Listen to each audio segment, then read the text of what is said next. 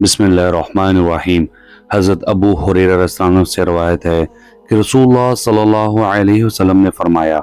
اللہ عز و جل نے فرمایا، میرے بارے میں میرے بندے کا جو گمان ہو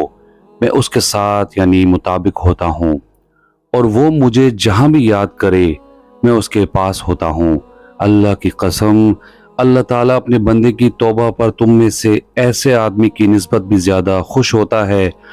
جسے بیابان میں اپنی گمشدہ سواری یعنی سامان سمیت واپس مل جاتی ہے۔ میرا جو بندہ ایک بالشت میرے قریب آتا ہے میں ایک ہاتھ اس کے قریب آ جاتا ہوں،